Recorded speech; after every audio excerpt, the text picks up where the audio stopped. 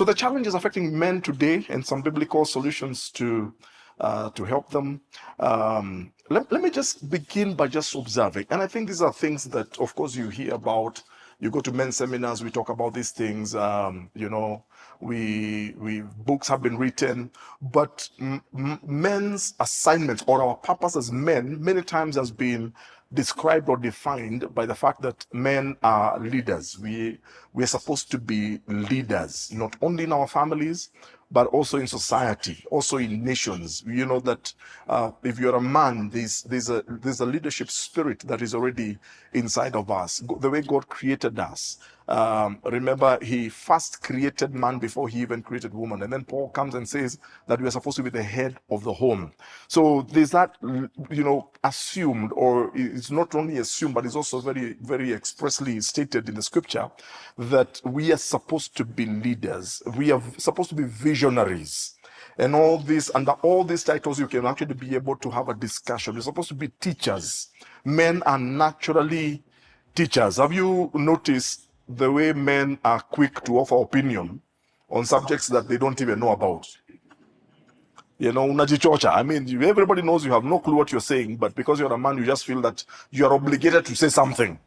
Because there's something inside of us. We are supposed to be, we are innovators, by the way. We are creators. Men are creators. Actually, all the great inventions in this world over the centuries have actually been created by men. Men are always trying to look for solutions, and because it's naturally in us, we are created. That's how we are wired to be people who innovate. We are cultivators. Cultivation basically means that we make something grow and produce a greater yield. Wherever you put a man is supposed to cultivate. You're supposed to leave something better than you actually found it. It is actually in us.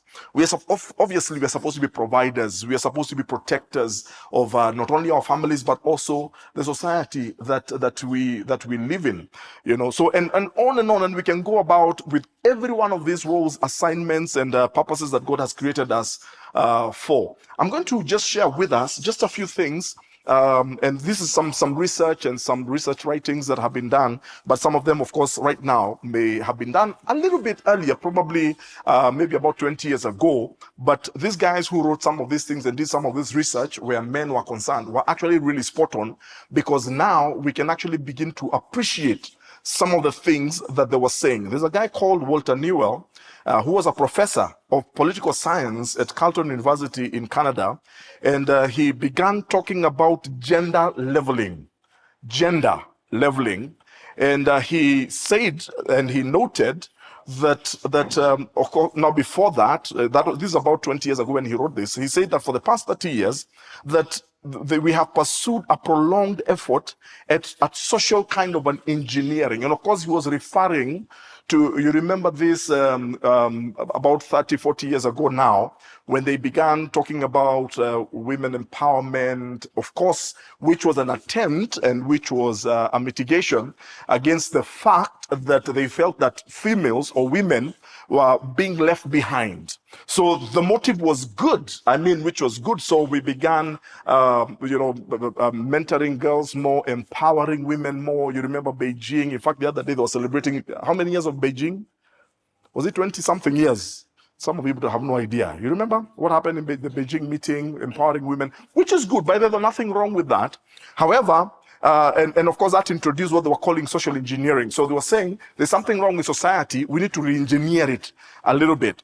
Now, the aim of social engineering was to eradicate any psychological or emotional differences between men and women. A very subtle move to eradicate the differences between men and women. Now, of course, men and women are very different, isn't it? We are all wired very, very differently. But there came a movement, there was a time where that began to be frowned upon. So, for example, you're raising a boy, and maybe he's 7 years old. If you ever raised a boy, at a certain age, they can become very active and aggressive. Am I right? So sometimes what will they tell you? Why can't you be quiet like your sister? But that's not natural for a boy. All right? Because it's like there's something wrong with this. Actually, and maybe this especially happened a lot in the West, And they began diagnosing and misdiagnosing that kind of active and very aggressive kind of behavior in boys, and they started calling it ADHD. It's like attention deficit disorder.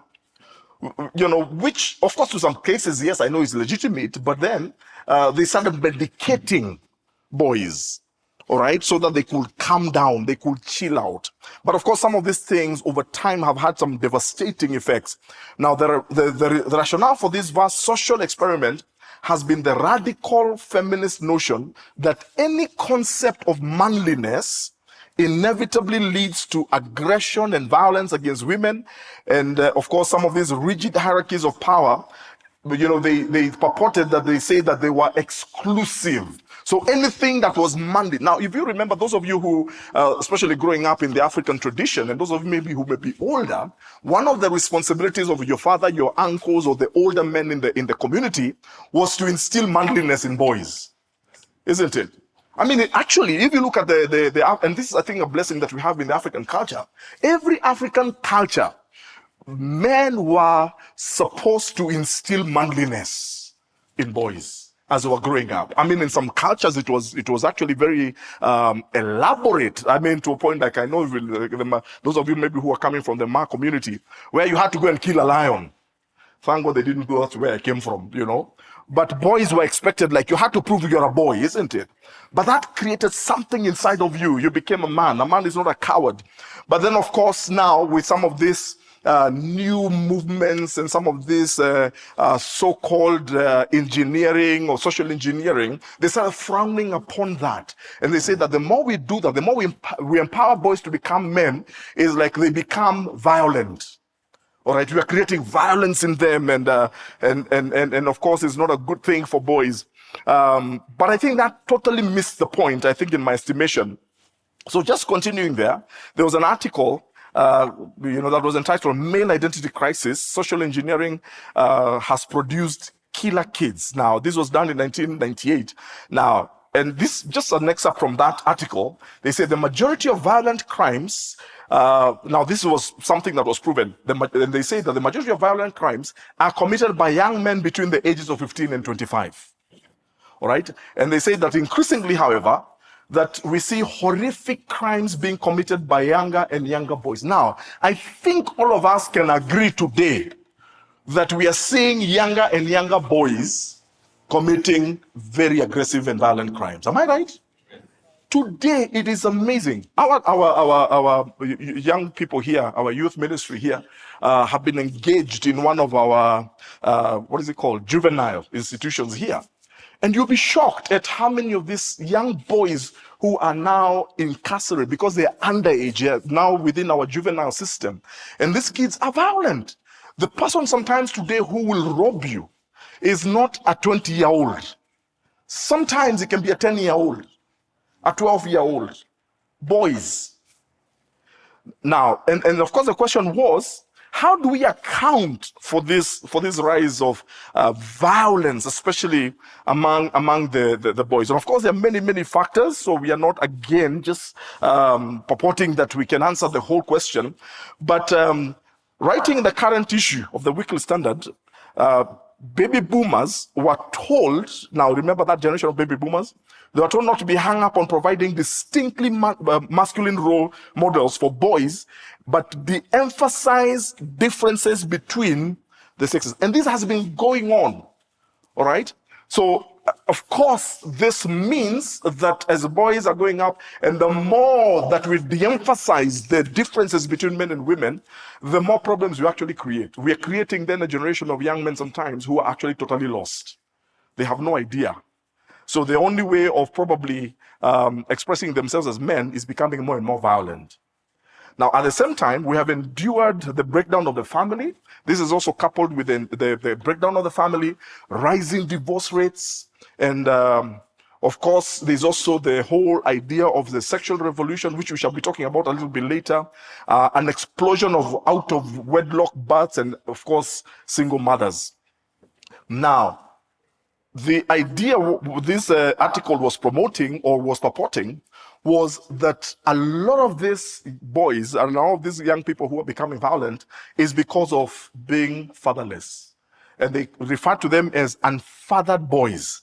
And they say that many of these unfathered boys model themselves not after loving, faithful, hardworking breadwinners, but after super macho male celebrities whose lifestyles lean towards the immoral and decadent, or the violently misogynistic pop stars in our television and movie screens. In other words, Hollywood kind of now has come in, and that's what now defines what manliness is all about. Unfathered young men are prone to identify their maleness with violence and aggression because they have no better role models. And of course, that article goes on and on, but I'll just stop. Let me stop there, because I want to move on to something else. And somebody has said, this is a man by the name of Alexander Michelist. He said, men do not know who they are as men in our current time. He says that rather, men define themselves by what they do, who they know, or by what they own. Is not becoming a reality more and more. I always use this example. When two women meet for the first time and they introduce and they get to know each other, like I'm sure some of the women here, maybe you have met another female, during these few days we've been here. How does your conversation go when two women meet? Oh, hi, you name after the names. What else? What is the next question, ladies who are here? You share everything, but the initial ones. Give me an example. What do you? Are you married? How many children? How old are? Do you have a picture? Am I right? Yeah, show me a picture of your family. Oh, she's so cute. Oh, he's so. That's how it goes. When two men meet for the first time, how does that conversation go? Hi. After the shoulder bump, what is the first question? What do you do? Isn't it? So I tell you what I do, and then you tell me what you do. All right? In other words, and then I want to see, we size each other up. Isn't it? Because I want to see, Peter, because that's how we define ourselves as men. Because men, by the way, let me just say this in case I don't remember to say it. And I'm glad the ladies are here. Men by nature are egoistic. It's not a demon. Stop binding it. It's going nowhere. In the heart and in our makeup as men is something we call ego. All right? The thing about ego is that it is very fragile. It's like a balloon. The bigger you have it, the louder the explosion. All right? But it is that ego that will cause a man to wake up early in the morning to go and work. It is that ego that will cause a man to want to provide for his family. It is that ego. That's the thing that pushes us as men. Am I right, gentlemen? So the only thing is this, that it just needs to be managed, not bound. Are you with me? We'll come back to that in a shorter time. But anyway, there's a guy called Larry Titus, and this is what he says about men. He says, let's admit it, all of us have twinges of insecurity about ourselves. But he says, but it is possible to grow toward being a totally secure man. And then he gives us a few pointers on how a totally secure man looks like. He says, number one, a totally secure man does not need to tear down others to build himself up. He says, a totally secure man considers inner convictions more the mark of a man than outward toughness. A totally secure man finds talented people an inspiration and not a threat. A totally secure man knows how to take the garbage he was dealt in life and recycle it into positive energy. And he says, number 5, a totally secure man forgives people who may never have the courage to apologize. A totally secure man lives his private life as if it were public. And then he says, number 7, a totally secure man considers people more important than projects and plans. Isn't that amazing? So how do we recover this manhood? Just a few things. I think our ability to be able to provide for our families and society. These are traditional rules. Our ability to protect our loved ones and those who are vulnerable around us. Our ability to be self-disciplined and to provide self-leadership. Our ability to having respect for oneself and others. And also having honor for all. Now, these are very traditional roles that were ascribed to men. And of course, there's also male chivalry. Male chivalry is that honor that a man carries with himself, where you learn to respect other people. So, for example, if we had to rush out of this room, if you're a man, you don't go squeezing at the door there with women. But these days, have you ever seen men trying to board a bus? They will not care if you're a woman. We have kind of lost that, isn't it? That sense of male chivalry, that sense of honor, being a gentleman. Or, of course, again, the recovery of manhood. Now, this is what I'm going to do. I'm going to give us just 4 things. This is just narrowing down. We could name more. Remember, we are talking about the challenges of being a man in this day and in the contemporary times that we live in. The first one, which I've already alluded to, I really believe this is becoming a bigger problem by the day, is the challenge of fatherlessness. The challenge of fatherlessness. And this is expressed itself in absentee fathers or abusive fathers. So some people, yes, daddy was there, but he was abusive physically, or he was also abusive. In fact, sometimes they have purported, I don't know how true this is, that sometimes it's better having an absentee father than having an abusive one. I don't know which is better, I don't know which is worse. The challenge of fatherlessness also expressing itself where some fathers who are poor role models of what manhood is all about. They don't provide that example, that model of what a man should look like, especially when he has sons that he's raising. And the result is dysfunctional men. So yes, men who have grown up. By the way, the problems, the challenges of men is not education. Are you with me? It's actually not education. So sometimes you find we're highly educated, but we are limping as men. We don't know what it means to be a man. So that's one challenge, and remember we'll be discussing some of these things as we move along. But the second challenge that I also find in our times is financial pressure. We are under heavy financial pressure.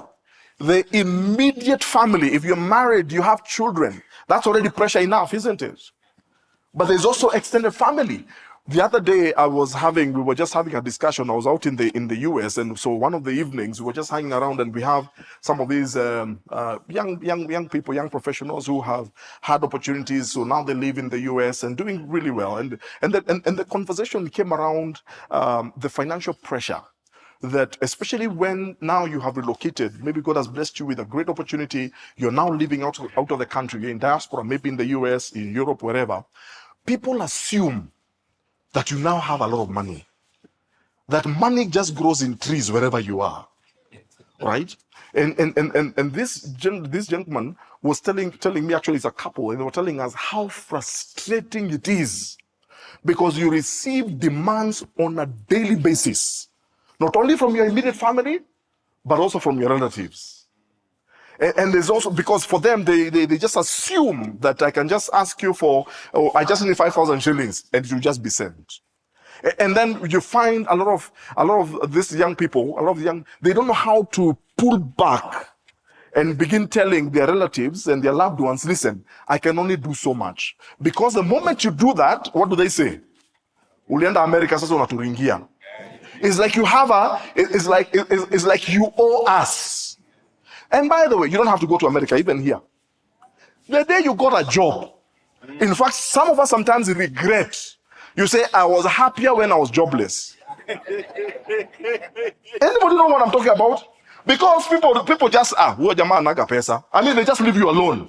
But now that you are working, my friend, kijana yetu yuko Nairobi, what happens?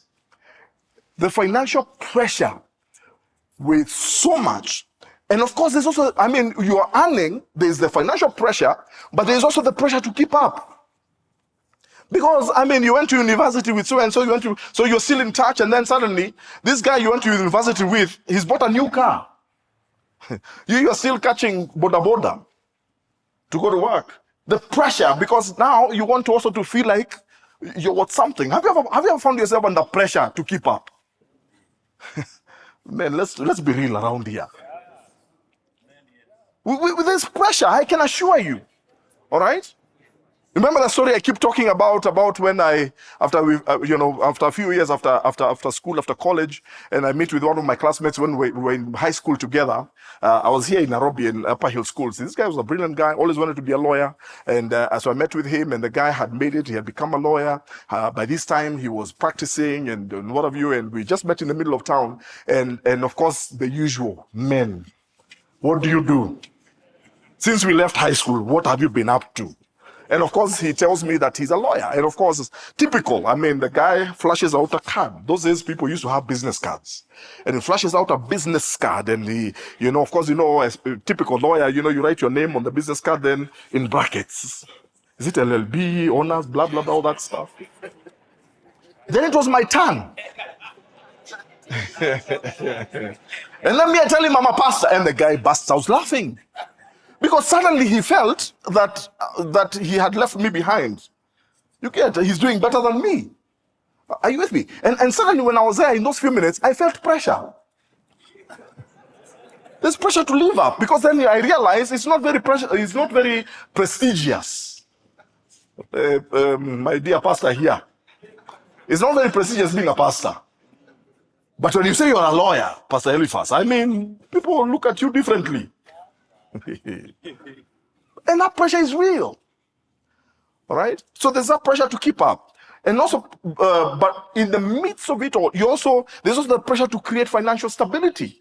Because you do realize, this morning, by the way, I was talking to a group of pensioners, retirees from a certain bank just down here in town. And of course, these are, much older people who have retired, people, many of them in their 60s and 70s and what have you. And I'm in that room, and then I realize I don't have too long also to retire. But I don't want to retire to nothingness. I want to be able to retire and still be financially stable. I don't want to retire and have to depend on my daughter. Isn't it? I mean, there's no joy in that. I don't want to be calling my daughter, when I'm 70, sasa unajua ukwata sukari. You don't want to do that. If anything, I want to be able to still continue being a blessing to her. Isn't it? And there's that pressure. Who has to create that financial stability? It is us. So which means that in the few years that I'm a man and I'm working, I have to also work on investments. All right? I have to build a house, because after you retire, you don't want to live in a rented house. So what has these financial pressures, what has been the result? The result has been so many men, maybe some who are here, are now stuck in betting. You're not saying anything. Because it's actually, and betting has become the new addiction. One time I was supposed to do a wedding, a couple of years ago, I was supposed to do a wedding. And this couple had already come to me, excited, wonderful, beautiful couple. But then, a few weeks before the wedding, they actually had to cancel their wedding. So, and I asked, what is going on? What's happening? And you know what I was told? By one of the persons who was in that team, in that committee, as they were trying to organize this wedding, that all the money they had collected for the wedding, true story, that the groom, not the bride, the groom had taken it and betted, what was the word? Had lost all that money to betting.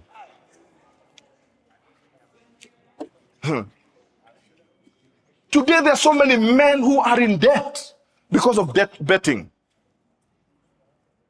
Of course, there's also financial infidelity. How many young men today have lost jobs? Great opportunities, because they stole. And why are they stealing? Because of financial pressure. So you decide to cut corners. We've seen, by the way, in the past few years, even in this country, some of the biggest robberies, bank robberies or heists, whatever you call them, have been committed by who? University students. Are you with me? These are clever, these are brilliant young minds. So they're not stealing because they don't have anything to do. But sometimes it's still because of financial pressure. Maybe in the village, your father keeps reminding you, I sold every cow I had to take it to university. So now you have to pay back. And these young people decide, what else do we do? I'm not even excusing that behavior, but I'm just saying there's too much financial pressure on young men today. Of course, there's also uncontrolled debt. How many apps today do we have available for you to get a loan? We started with Fuliza. There are plenty. How many of us today as men, so many men, by the way, and I'm not talking about men who are jobless, I'm talking about men who have jobs, businesses. You borrow from this one so that you can pay this one. Then you borrow from that one to seal that hole. One time, true story again. I started getting messages on my phone. Me, I have never used those. I've never used betting apps. I have never used those loan apps. All right? One time I started getting messages, threatening messages that you need to talk to so and so. Akona pesa yetu na mekata kulipa. And the messages were coming every day, 3 or 4 of them per day. So I even called this particular, because it's a person that I know. I say, hey, Bana, what's going on? First of all, how did those people even get my number? My goodness. So the result has been people who are stuck in betting, financial, all kinds of financial infidelity, uncontrolled debt. Then, of course, there is also, can I give you the third challenge? Are you ready for this one? The empowered woman. No disrespect to the ladies who are here, but that has become a big challenge to men today.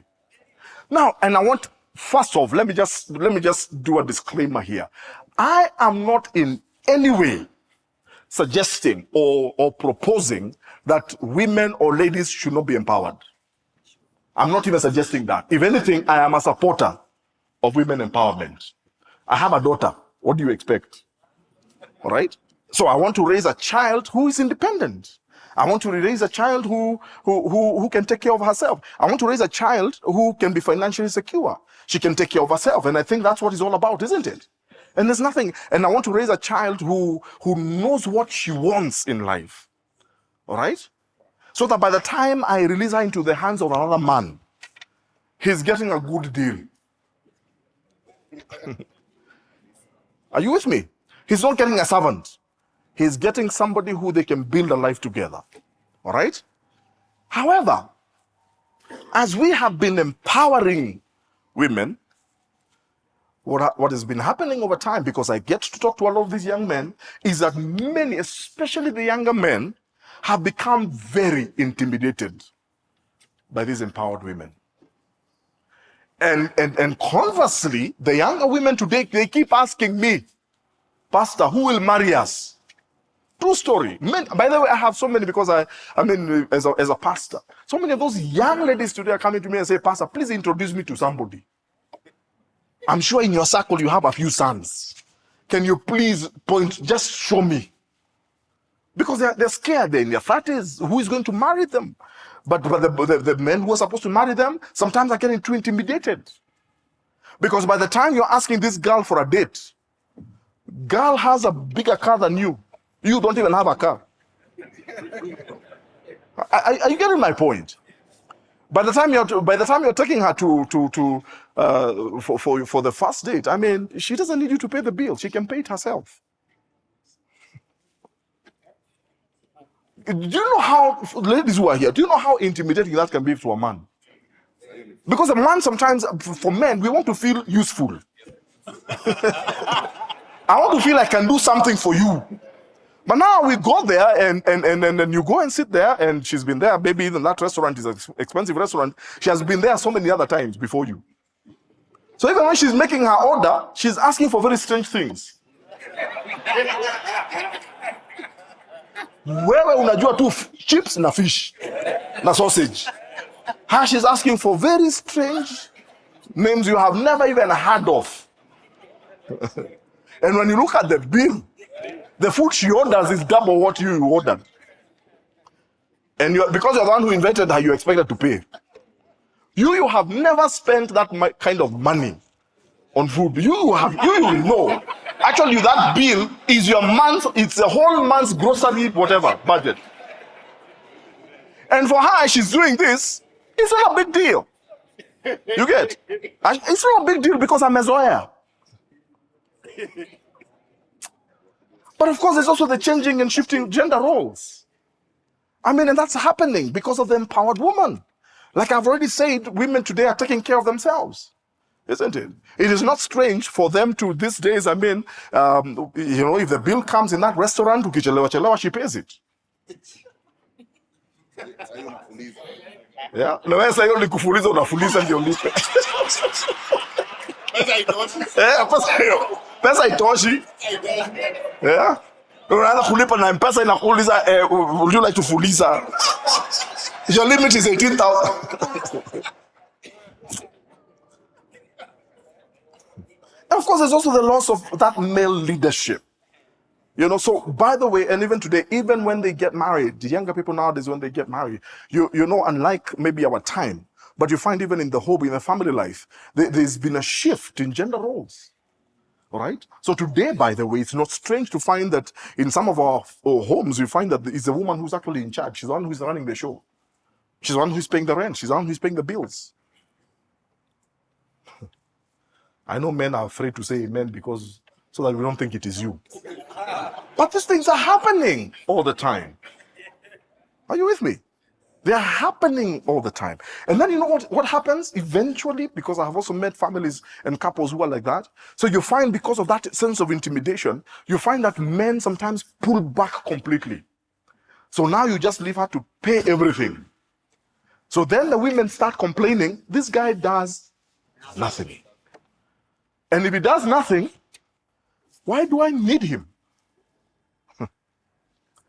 How many men, one time I know even several, who have actually been told by their wives. And she tells you, by the way, Leo, in the morning, just don't come back. Yeah. Kanyaga mkubwa mkubwa. As in, just don't come back. I'm serious. I'm a pastor, I can tell you, because it comes from men all the time.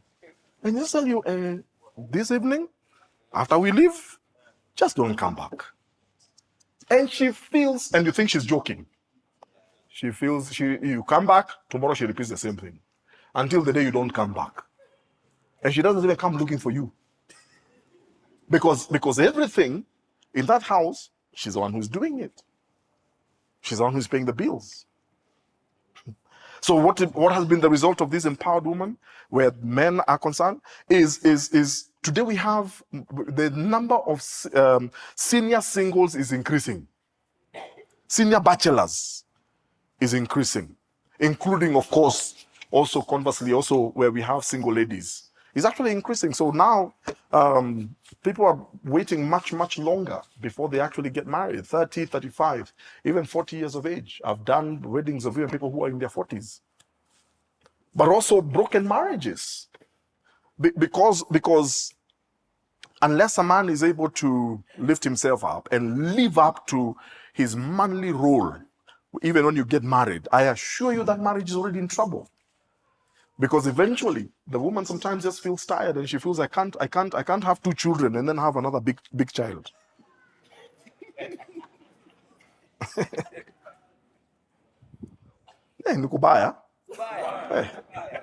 But also you find this abuse in families because of that. Because then if a man is not securing himself and this woman is so empowered, so what do? The only language you know is the language of violence. So you start beating her, you start punching her, so that she can obey you. Or, of course, there's also that sense of general loss of manhood. But also the fourth thing, and this is a big elephant today in any room, but we don't want to talk about it. It is the other challenge is the shifting sexual norms, identities, and roles. Here's the thing, friends. In our times, the times that we're living in, the sexualization of social media And other media, for example, advertising, there's now free pornography everywhere. I mean, when I was growing up, I mean, back in the day, and this was not even long ago, I mean, it was almost impossible to come across pornographic material. Anybody remember that? I mean, it was almost impossible. In fact, I remember those days, even the censorship, those days when we had only just one TV station, it was VOK. Some of the younger people may have no idea what we are talking about. Those days it was on one station. The president himself would censor programs. I don't know whether you remember that. If there was anything that was even suggestive, actually what he censored then today is something that you will sit down and watch comfortably with your family. I mean, anything suggestive, no, you're milayetu. Today, how far do you have to go to find pornographic stuff? Those days, even when internet came and we now started getting computers and stuff, those days, what we were worried about on the computer was that maybe you'll be on the internet and then there will be pop-ups. Anybody remember pop-ups?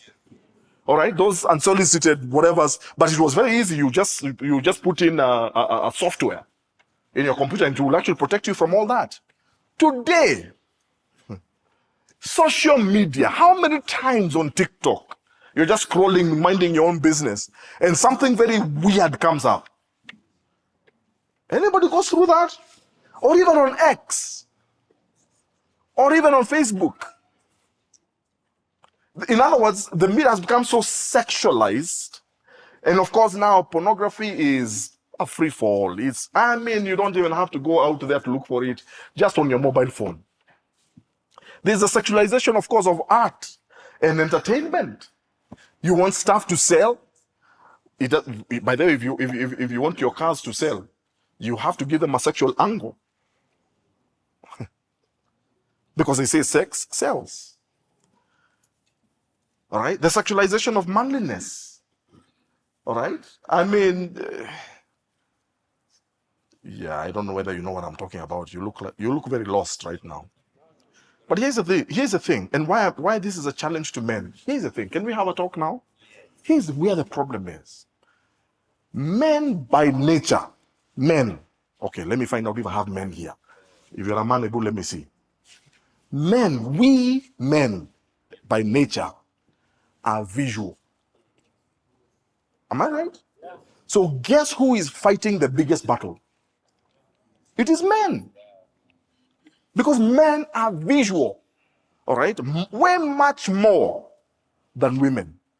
It is far easier for a woman to see something popping up on her screen and for her to even get disgusted, isn't it? But for a man, you look, then you say, what does that have just seen? Then you look again. And not because men are wicked. Not because men are evil. We are just visual. That's how we saw you and married you. Are you with me? That's how we see women. That's how we get attracted, because we are visual. So men today are having to fight battles, let me tell you, 24/7. You can be in the office, mind just sending a text, or you decide to just go on social media, and suddenly something visual pops up. Even a man, please help me here. Am I telling the truth? Yeah. So you're fighting battles all the time, especially as you desire to be a godly man. And then here's the other thing. We're still talking about, shifting sexual norms. Women are becoming more sexually aggressive. Okay, not the women who are here, all right? The ones who didn't come, all right? We have, by the way, women, normally when I meet with men, normally we have very candid conversations, all right? But the truth is this: women are becoming more sexually, when we were younger, it was men who were assumed, it was almost a given that it is men who pursue women, isn't it? It is men who make suggestions. It is men who pursue women for sex and those kind. Today, it's changing. All right? Let me ask the men who are, if you can be honest, the men who are here, if you can be brutally honest, how many of you, as men who are here, have ever been, what's the word? I was going to say sexually harassed. Or you have had some sexual suggestion from a woman, unsolicited. Let me see by a show of hands.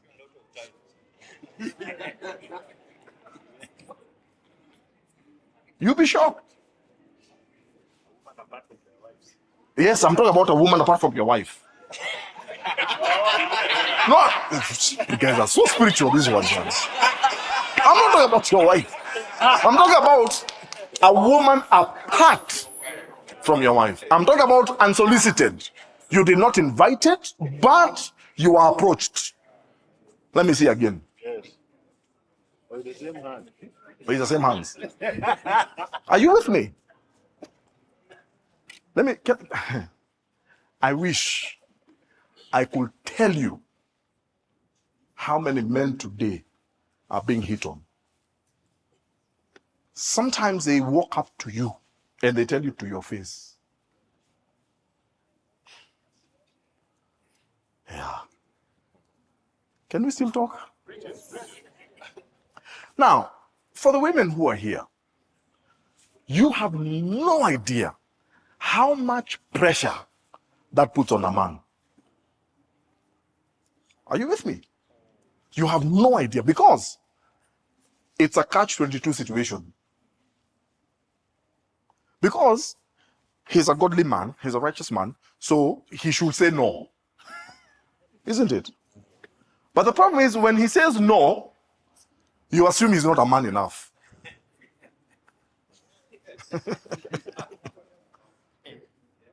If he says yes, of course you know what happens.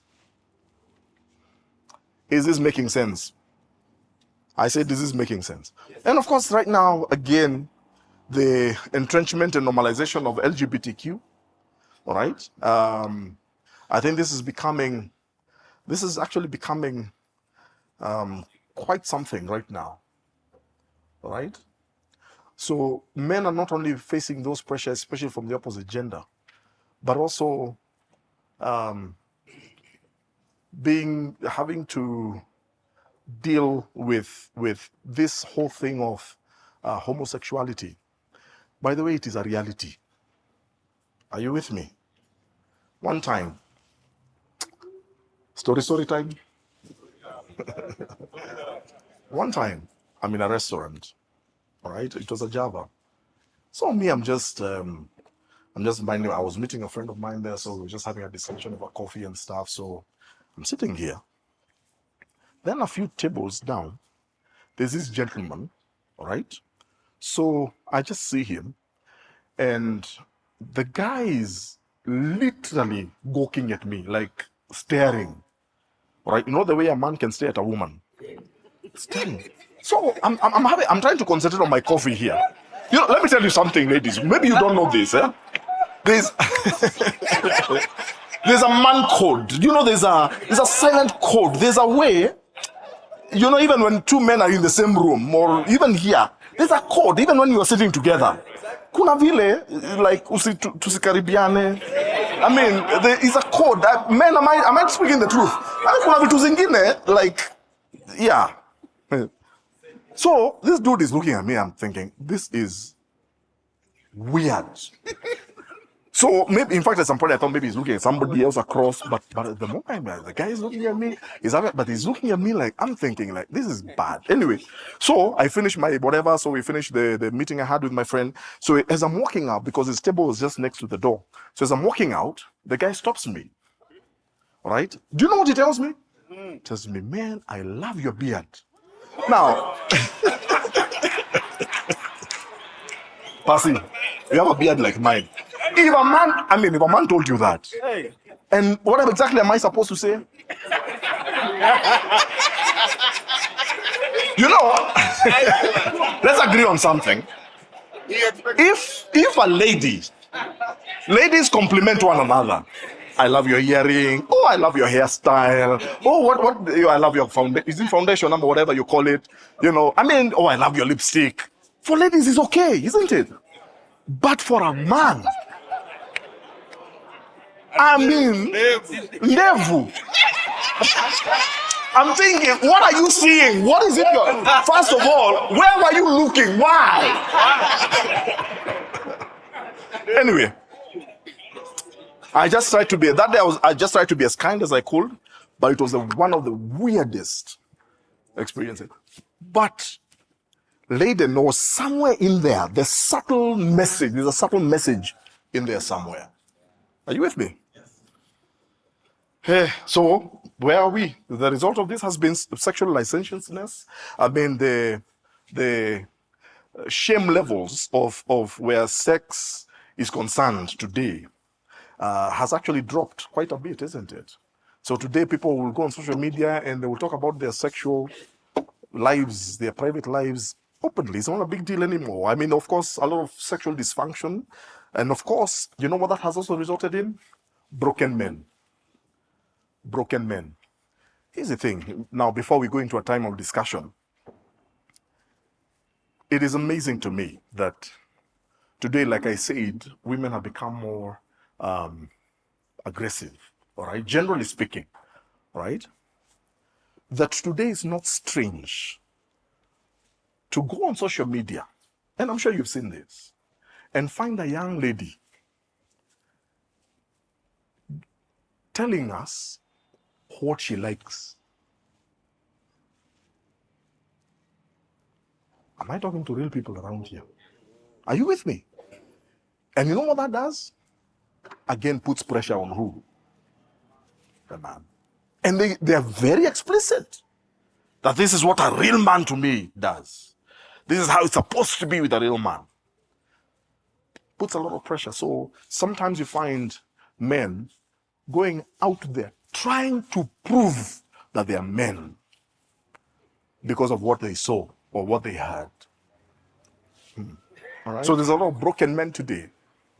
So if you have walking around, maybe working, looking like they're doing well, but the truth is, there's a lot or you would like also to share your experience with us, can we talk now? The floor is open. All right. So I'm not, first of all, I'm not first giving a specific line of thought. I'm just going to leave it open so that we can just let's open this up. What is being stirred up in your heart? It's open again, by the way.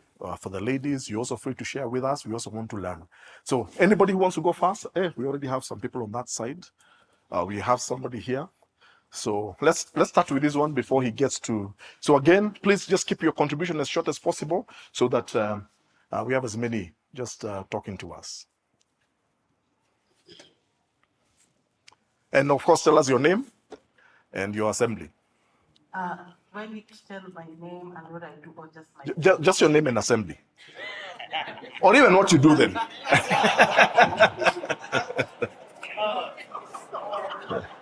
Thank you. Yeah. My name is Lilian Atieno. I am born again. My name is CPA. I forgot to say CPA. CPA Lilian Atieno. You know, when you're learning, you have to say it. I'm telling you. I'm empowered. Pressure. I'm empowered. Yes. And I work for the government. I'm an accountant, principal accountant, State Department for Immigration and Citizen Services. And I am a member of CITAM Fatherhood. I serve in the prayer ministry and in the Holy Communion ministry.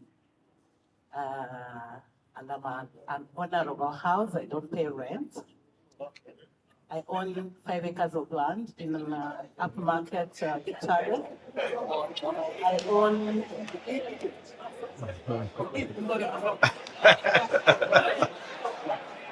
I own 1 acre of land somewhere.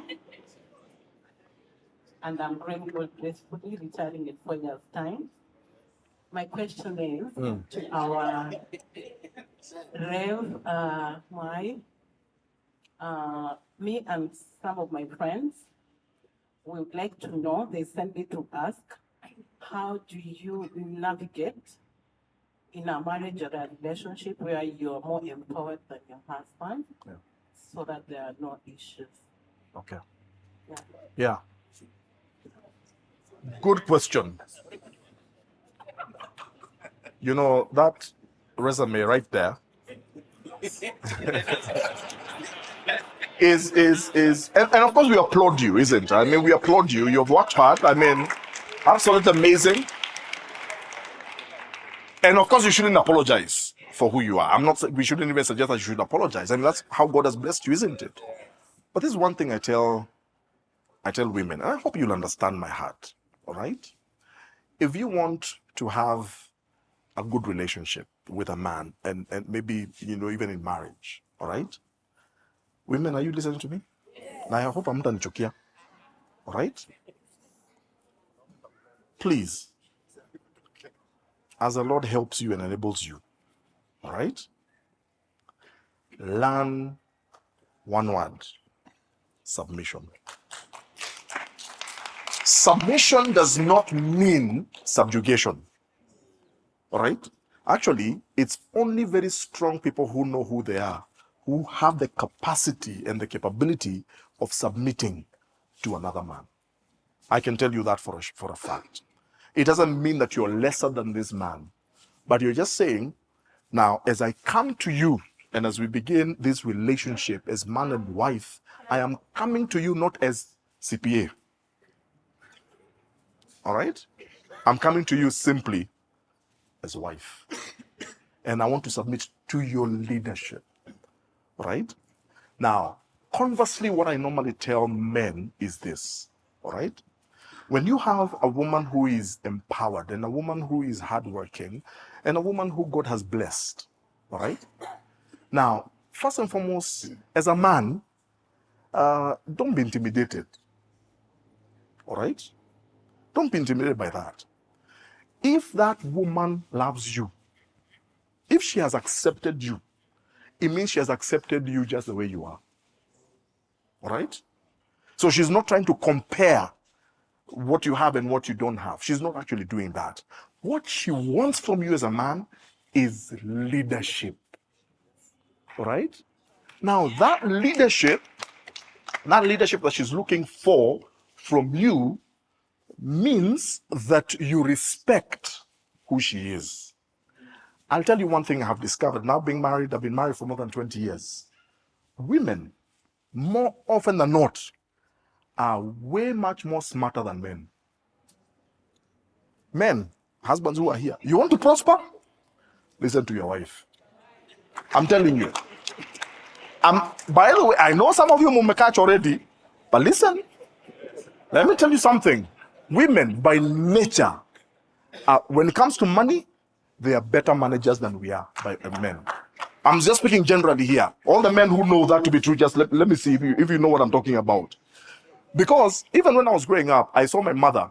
If you give my mother 1,000 shillings, and you give my father the same 1,000 shillings, guess if you want to eat in that house, who should you give it to?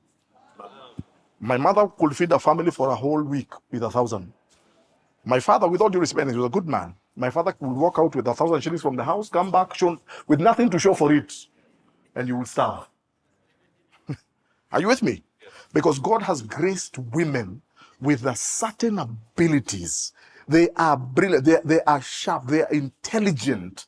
Sometimes, as a man, and know how men we can be, you want to get into some business dealing or some investment somewhere, and you get home excited, hey, there's this opportunity, blah, blah, blah, blah, blah, blah. You tell to your wife, and what your wife listens. And then what does she say? She says, anybody have gone through that? She's not excited. She's telling me, I don't know, but I feel something. Then as men, because I'm a man, what do? I decide you're an enemy of progress. I'll do this thing. What usually happens? You burn your fingers, you discover your wife was right all along. So I tell men, harness that smartness, harness the giftings in your wife. Are you with me? I think if we did that, it will not matter how empowered your wife is. If anything, when we pray for God to bless our families and our marriages, He doesn't ask us, how we expect him to bless us. All right? Maybe the finances in the family that you're looking for will come through your wife. Are you with me? Why should I fight that? I'm a pastor. My wife makes more money than I do. And most likely, there is no day I'll ever make more money than she does. Because she's in the corporate world. So should I go and start telling her now from today you can't work? That would be dumb. Are you with me? So in other words, as men, we need to rise up and just accept, respect, it is possible to live with an empowered woman. Yeah, it is not impossible. But for wives also, please, the Bible says, and respect. Do you know the language of a man? The language of a man is respect. Yeah. Just respect him. Don't put him down. Are you with me? Don't ever put down. Let me tell you, you want to finish a man, just begin pulling him down in front of people, or just show him some form of disrespect. The moment you do that, he begins shutting down where you're concerned. And then you begin wondering, how come he doesn't come home early?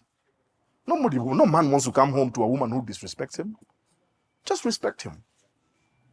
Aya. Next comment. Yeah. Thank you, Rev. My name is Oban Ibaki. I'm a pastor with Memory Baptist Church, and I pastor teens. So the question of fatherlessness is big, is huge, and we started with this. If you were to ask, because you are the on the pulpit, how many amongst us today were brought up by their moms, no fathers? I'm sure the hands will be many. But the point is this, there's a lot of pressure, what you've said about, all the other points that you've given, financial pressure, empowered woman, shifting sexual norms and all that, they boil down to fatherlessness. Unfathered children. And that also is it's a ripple effect. There's a ripple effect to that. Yeah. My question is, Take like how, a set number of one, 3, 4. Okay.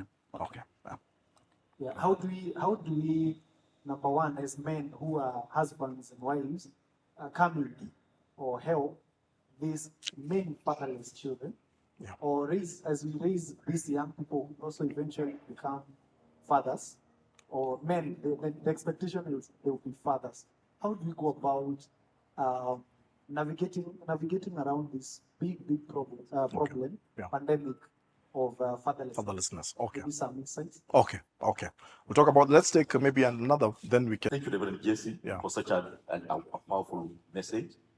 And this even maybe just be asking. I know there's a challenge with men. Men there's something I was telling my wife, never call me babe, because I become a baby. And men tend to love being babies. So that if I go out and I'm battered by the world and I'm not able to get something to come and fend for the family, and I come home and I find my wife is able to supply, I easily become that baby, and it can go for a long time. I've met some men who are that kind of scenario. They want to stay there. Yeah. It can even be 5 years. Sure. You're not doing anything. You love him, just call babe. It shall be okay. Tomorrow it shall be okay. You'll get it. How do we deal with this? I know that's a big challenge in the current world. Yeah.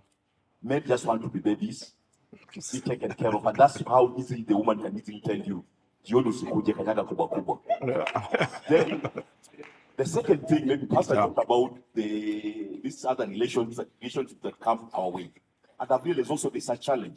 Somebody spoke here another time, and it was in a very good sense that there's a way you can love a woman. You can love a woman without touching her. And I realized there's a way a man can easily extend that. If you walk around this place, you take a lady, maybe you work in the office to leave restaurant, get some nice food, you eat. You don't have any intentions, you give nice food, you go. After a week, then can we go back to Livu? You go and buy another coffee and something like that. A woman easily yields. And that's also becoming a challenge, because when a woman sees that you've done 1, 2, 3 things, they think that guy is really coming close. Why can't I just release myself to him, give myself fully to him? How can you also cope with that? Because that's really happening in the modern world. Yeah. People are really getting into a trouble without realizing. Okay. You do it just out of a genuine heart and you want to take her for lunch, but it becomes Okay. something Yeah. else. Okay. We can let's hear that last one, so then we can just answer those. Then we'll go to that side. Yeah. Dr. Dan Mogera from CITAM College.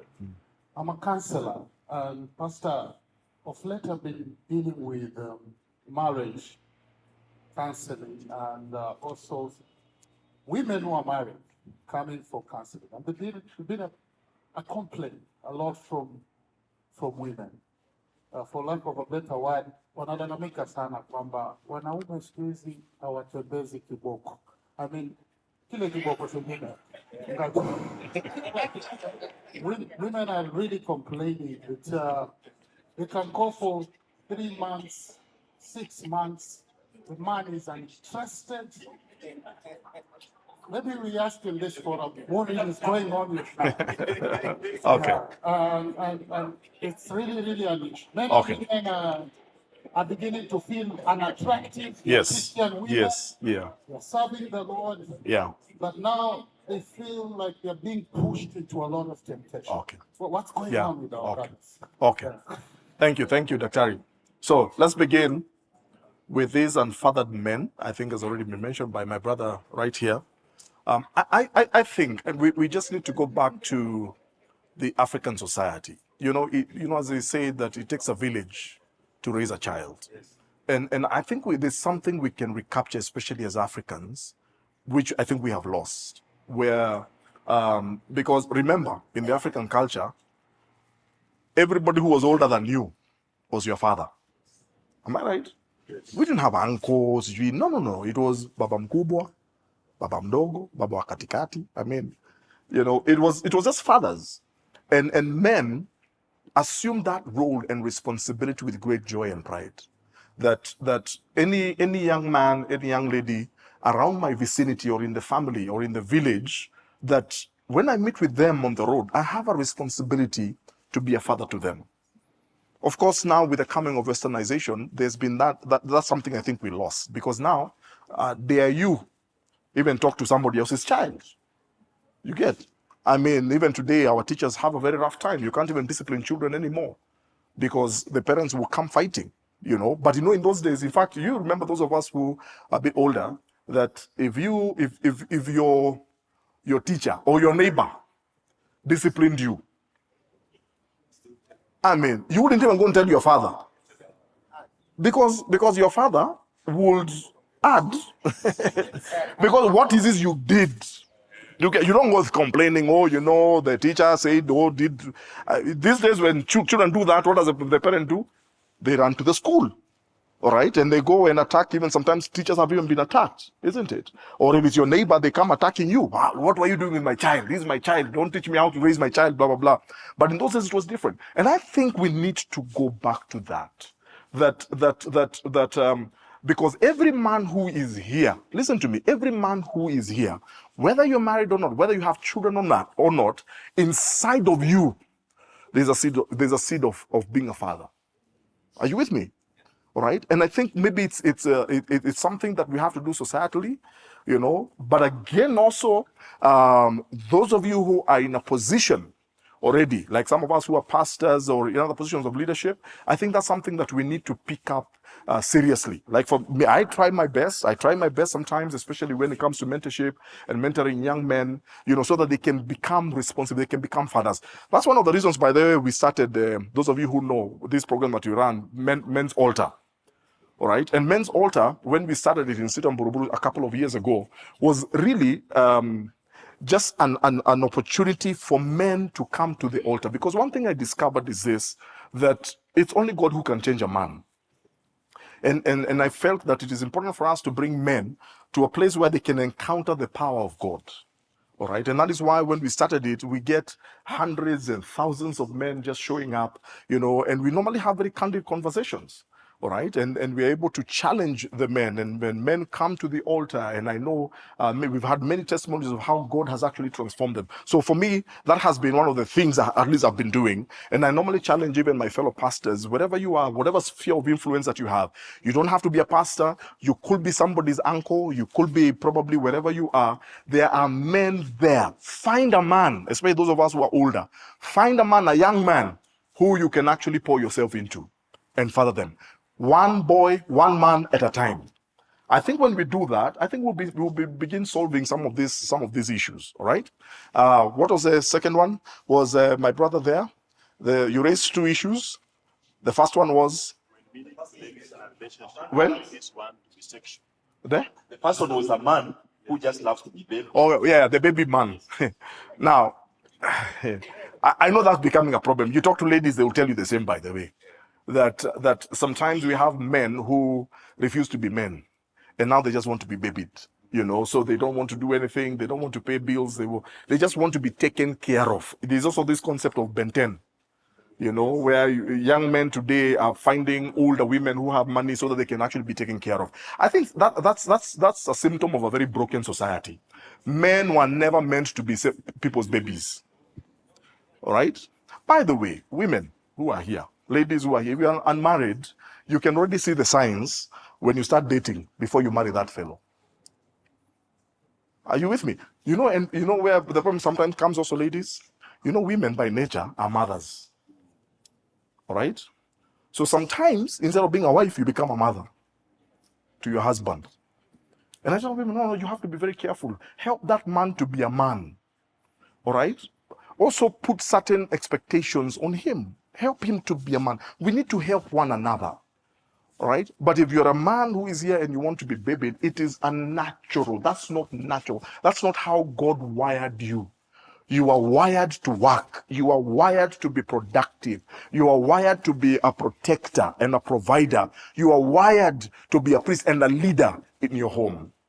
So when I meet those kind of men, I normally tell them, man up and be the man that you're supposed to be. Because what other language can you tell them? Nikuchapa utachapa. There's nothing. You just tell them you need to man up. But then the second one was on. Oh yeah, this the one where let me just put it this way. All right. I think as men we have to be absolutely careful.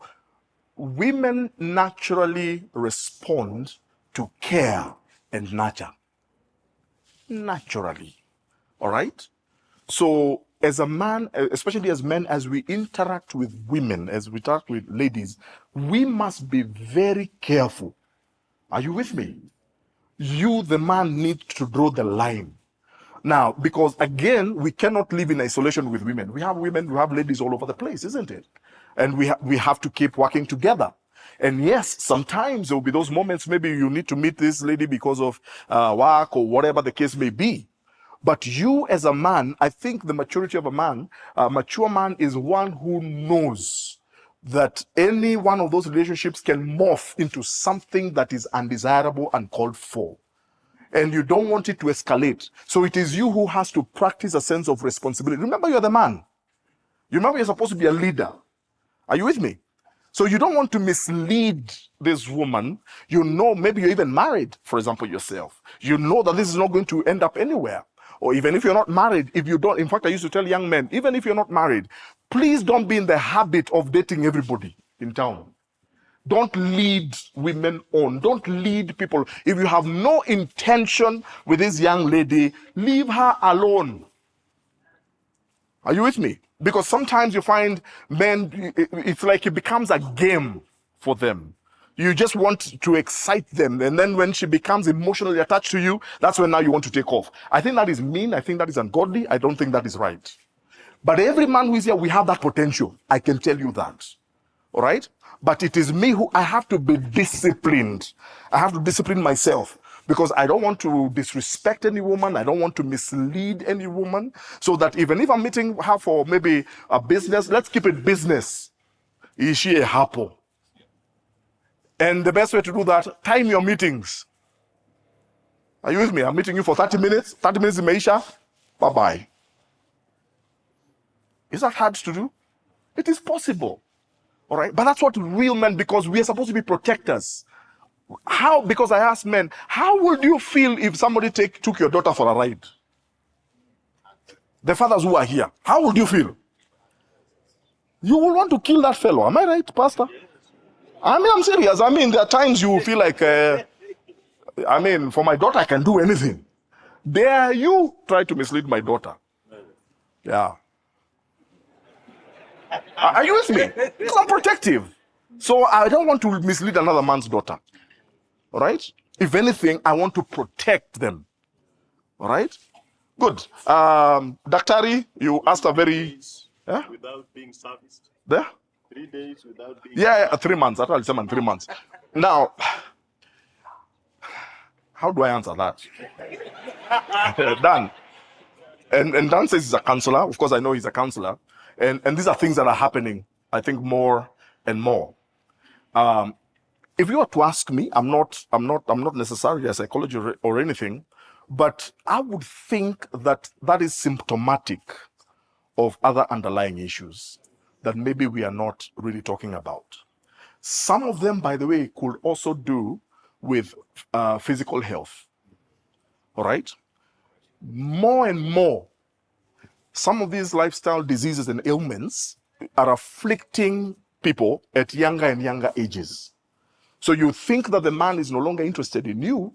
The problem is not that. The problem is that the brother is sick. Are you with me? All right? And the problem is this. The problem is that he's a man.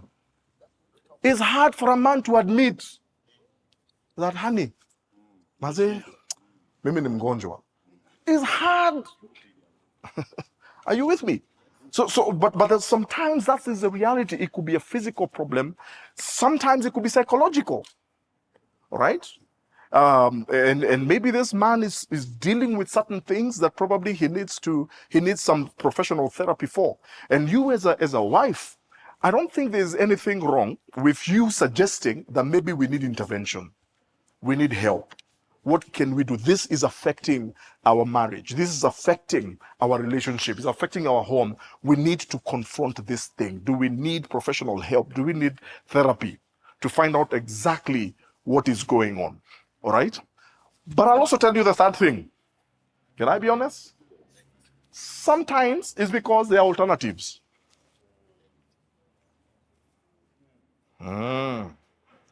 So I can see some of you nodding your heads. I'm serious. Sometimes it's because there are alternatives. All right? Remember what I said earlier. Today, men are dealing every day with resisting temptation from pornography. All right? The truth, there's a lot of men today who are addicted to pornography. And that has become the alternative. Unfortunately, we have to deal with these things. We have to talk about these things. All right? So that one I can tell you is a huge, huge problem. But I'll also tell you, can I give you another fourth reason? Maybe some of the problems that is happening is that some of these men, can I be honest, were never properly fathered to know what it means to be a man. Unfortunately. Sometimes it's just simply a loss of manliness, of being a man, what it means to be a man, what it means to take care of your family. Sometimes that is where the problem is. And maybe some form of intervention or maybe some form of impartation over this gentleman, over this husband, could actually probably help that situation. But then finally, number 5. Are you ready for this? Ama mmechoka? I'll be honest. LGBTQ.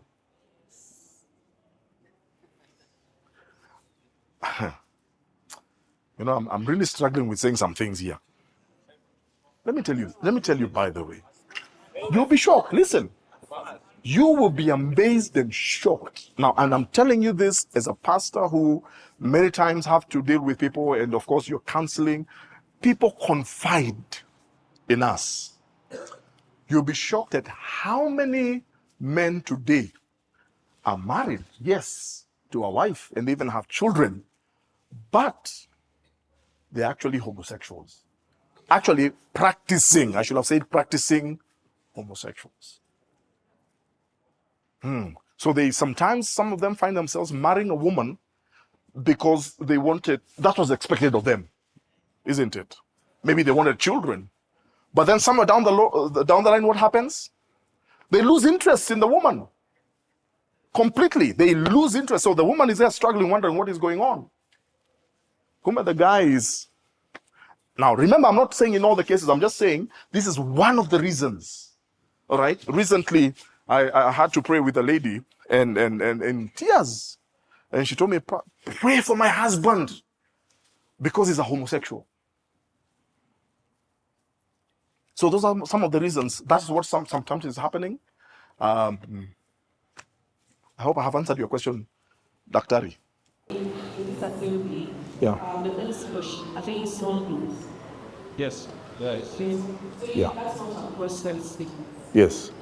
That makes me, because I feel like men, one of the things that I just for men are women from things like Yes. Yes. so I guess Yeah.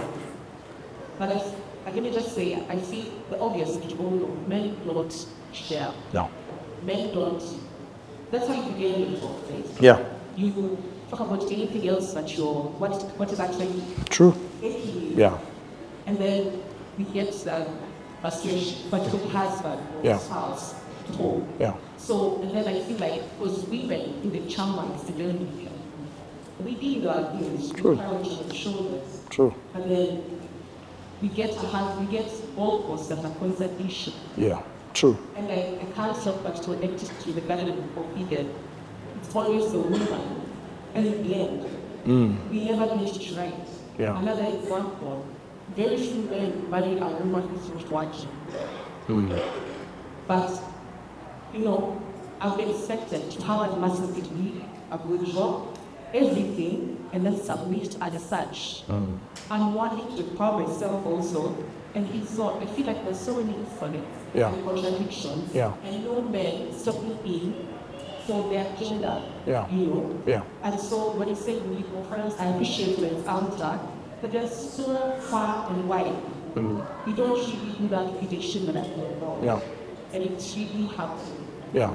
Yeah. I hear you. Let's hear. Right. Sorry. I want to build on what she said, and something you talked about. So we're looking at a situation where I can give an example of the family is not the exception, I'm sure. My grandfather was to the freedom fighting, anything. So they never mentored our fathers. Yeah. Then our fathers were very busy trying to establish themselves. So they start from a place of not being fathered many times. They were down to the instruction, the instructions, there was no instruction, there was ICEP. And you have five parts who was brought up that way, doesn't know any better, so it's my way of denying. Then you have my brother, who is in a generation that is more free. So it's supposed to feel and then it's just a kill. And never very full sign. So again, we have a sign. Yeah. So what is? So as much as we are here, this is youth and men's altar here. But my question is, where does my son get to is? So do we wait for my son to get where there's a, and then we start picking up pieces, or at what point still you guys, I'm bringing back this gender to that gender. So at what point do you then have a standardized called relationship, where it is not forums, but now it is mentorship, which is not unique twice a month. It is I am working with you as a few 5 and 6 men or young men that you may not go through the same goals. Okay. Okay. Where the men were binary made. If you heard what I said earlier, that if all the men in this room, for example, every one of us began taking responsibility, because I said every one of us has the capacity to father another man, by the way. That's the truth. All right? There are no easy solutions, because again, this is generational. All right? So we are not even suggesting that there are easy solutions. But I just said, if we are going to make a difference, it will have to be one man at a time. I'm doing my part. All right? And if in this life, all I do is just help one young man, all right, to discover who he was and discover his man, I will have done my part. Let me tell you. All right? If every one of us will have the same mentality who are here, and that's why we need to break some of these generational things, all right?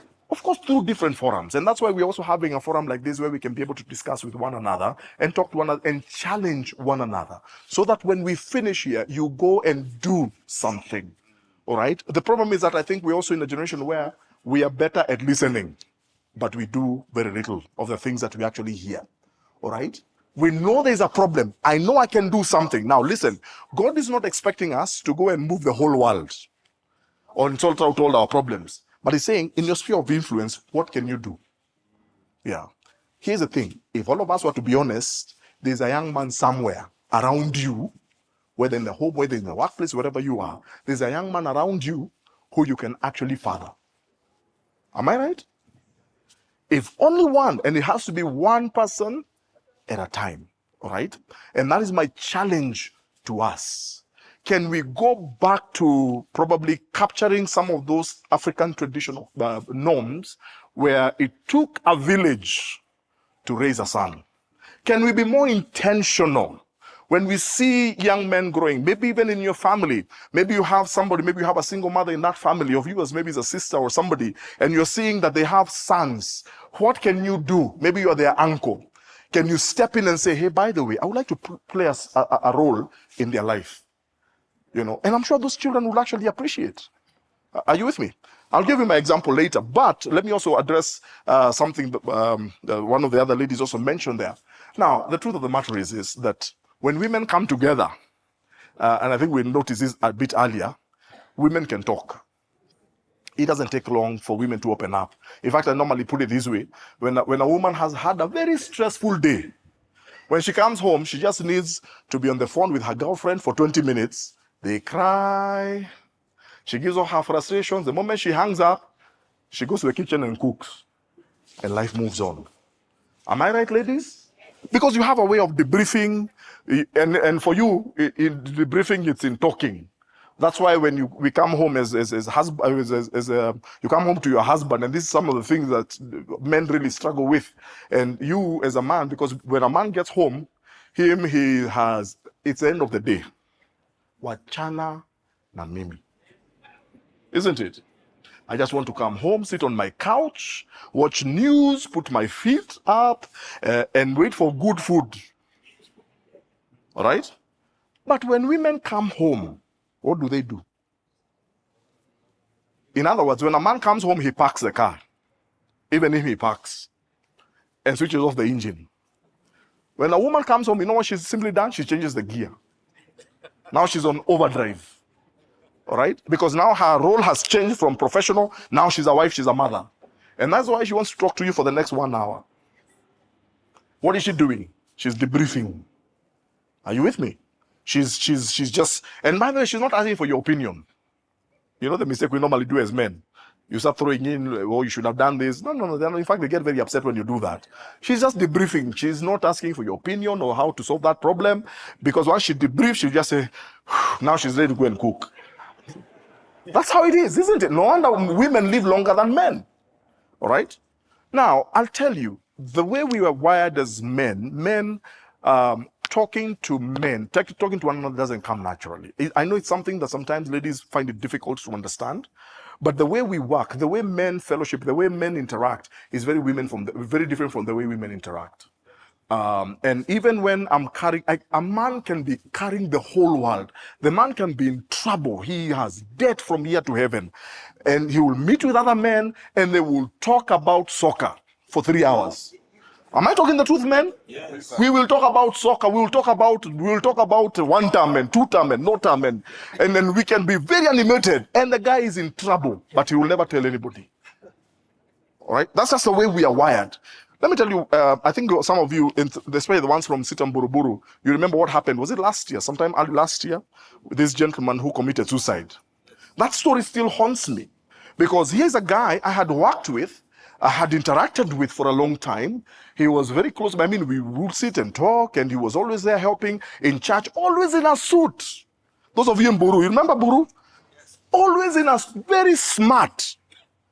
Then the guy just shuts down. Within no time, the guy commits suicide.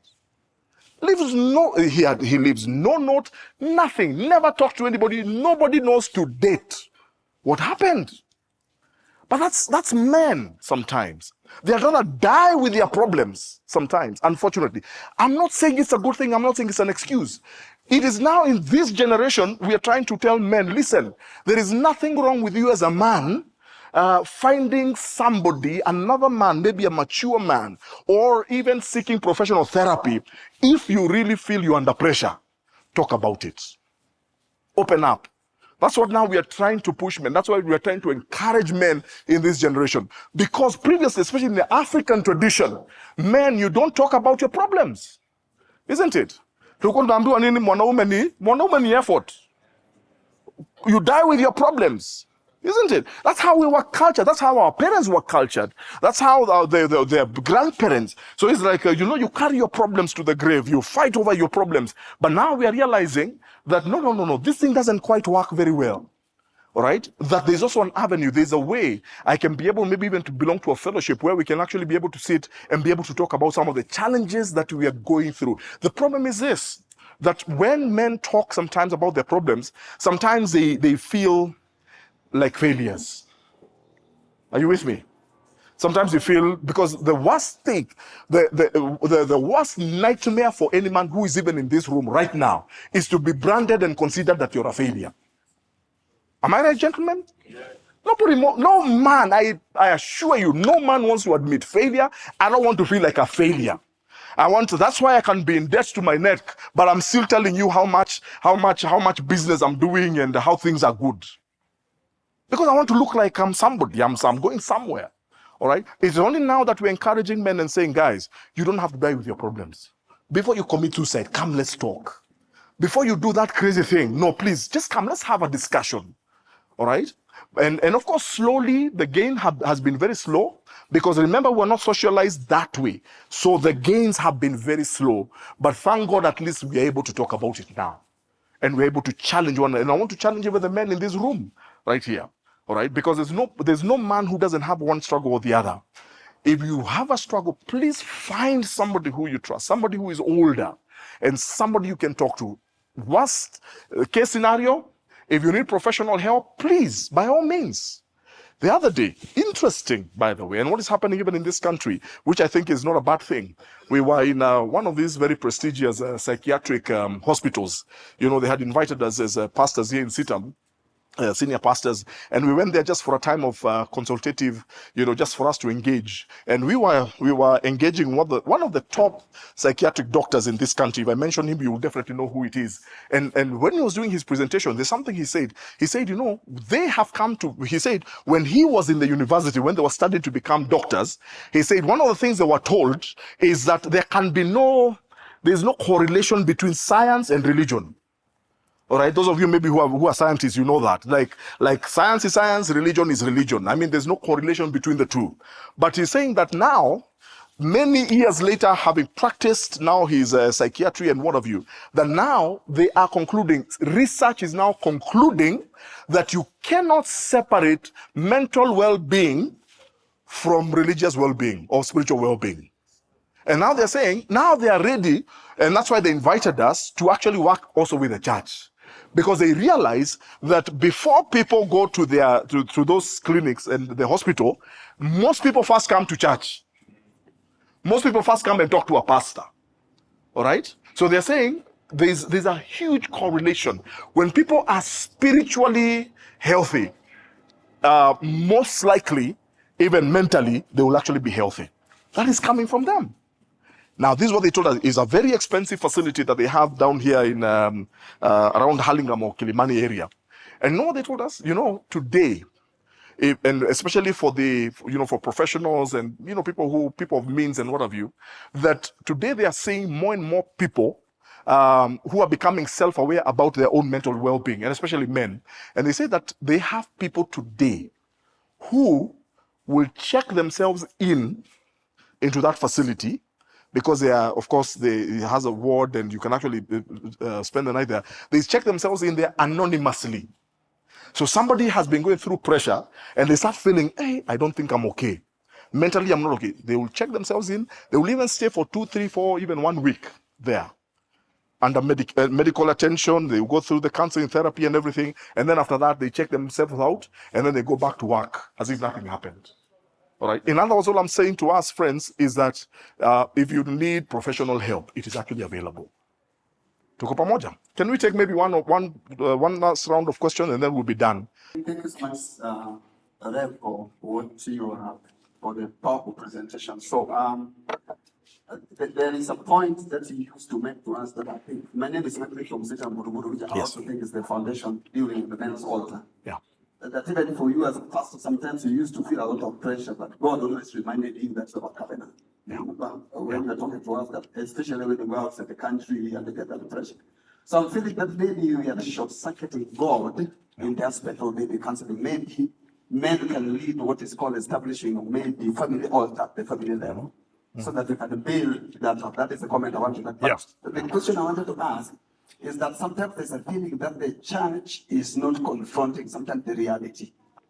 In that, you, of course, Professor Kiara from Guruguru, he did a research as a psychiatrist or USIU, and indicated that now the biggest problem women have indicated they are facing, especially in the church, is irresponsible men.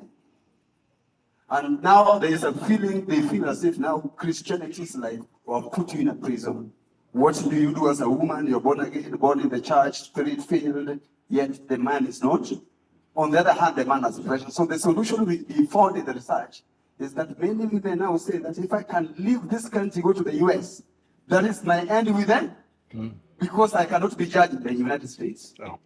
And then the point was also that the science now tells us that power in men attracts women. Power in women does not attract men. In fact, the science we're talking about says that the correlation between socioeconomic success to sexual success for men is 0.7. For women, it's 0. So you find that the tradition all where they come from taught us that if a woman is so much economically empowered, at least as a man you need to be a little bit. But now the church is saying that everything is fine. You can go to a counseling because the church does not want to be responsible. And we did this even as a group. This is my last comment. We were doing this as men in SG and other places. We told them that suppose as a man I go and I date the lady, and I tell the lady, please introduce you up. The lady tells you that, for me, I'm in the real estate. My portfolio is 300 million. We are starting a company in Johannesburg. We are trying to open up a gold mining company in Congo. We are entering into Tanzania, and I've sold my 2 houses in Rwanda at 300 million. I'm trying to accept that in the Tanzania market, see if I can establish that company. But we are hoping that next year we can venture into the South African company. That is a young lady at 27, for example. Where we talk university, you are employed with a bank, earning a salary of 45,000. I make Peleka out, then she foots the deal at maybe 30,000. We ask men, do you go back to the date again? Yeah. Okay. We've had you. We've had you. Let's keep it short. Just very quick. I think we did delve into that quite a bit, because these are things we can't reverse anymore. Women are becoming empowered. It's not going to reverse. It will never change. If anything, they will only get more and more empowered. So what does that mean for us? It means that for us as men, we have to step up. All right? We have to redefine who we are as men. So that, yes, and I do agree. Me and talk at university, but this girl I want to marry, she has a huge portfolio. I mean, she's worth more than my family put together. All right? but I love her. I want a wife. All right? So how do I carry myself? You'll be shocked. You will be amazed sometimes that women, sometimes ladies, good ladies like we have here, they actually don't see all those things. You'll be amazed. For them, they're just looking for a husband. They're saying, God has blessed me. Sasa siwezi tupa hizi vitu. Me, I'm just looking for a husband. And when she finds that man, a lot of times she doesn't really care what he has and what he doesn't. Let me tell you something. Some of us, when we married, I don't know how it was, Pastor Buire, for you. Some of us, when we had nothing. Similarly. All right? When I married, me, my wife is the one who had a car. Me, I didn't have a car. All right? A house. Yes, but my wife, when she married me, I think she married more a promise than what was there. Because women can see this man may not have anything now. Like, you know, jamaa, tunaenda mahali. Now, I'm not talking about these men of Madil. There's another category of men, deal. Oh, you know, when I get this deal, I'll get 20 million. Then we meet him a week later. This one, 15 million. And no deal material. I'm not talking about that kind of nonsense. I'm talking about a man who says, hey, I've just come out of the university. I don't have much, but I know where I'm going. All right? Today, it's been 20-something years, and I know many men who are here who are married. You have the same testimony probably. That has God been good to us? God has been good to us. And because we chose and then we decided, you know what, let's build a life together. All right? I cannot do without her. She can't do without me. And slowly we have built a life together. Never once did my wife put pressure on me to buy a car. But when the time came, I was able to buy a car. Are you with me? Because especially virtuous women in church usually have that kind of, for them, it's not the things. Of course, again, I am not suggesting that they don't want you to work hard. All right? They don't want to marry you to take care of you. Baby. They don't want that. Am I right, ladies? They also want you to be hardworking so they can also take pride in you as a husband. All right? But they also want to work alongside you. And I think that's one of the things we need now to teach young men. And we need to mentor young men that, you know what? This is what a man looks like. It's not the things that define you, right? And that it is within you to actually go out there and work and make something out of your life. And then one day your wife will look at you and she will love you, she will respect you, she will salute you, and she will be happy that she married you. It's possible. Are you with me? Okay, I need to finish. So there was this gentleman here. Let's keep it short. Let's keep the contributions very short. There's a microphone there. Yeah, thank you, Reverend. My name is Evaristas. I am from CITAM Assembly. I'm from CITAM Bugulu. I have a short question. I'm an electronic engineer. Sometimes I'm normally called to work in casinos and do some repairs in the casino machines. Yeah. And during my way of working, I come across very many people who are looking for a way out because they are saying that they want to stop gambling. Yeah. But somehow they find themselves still gambling.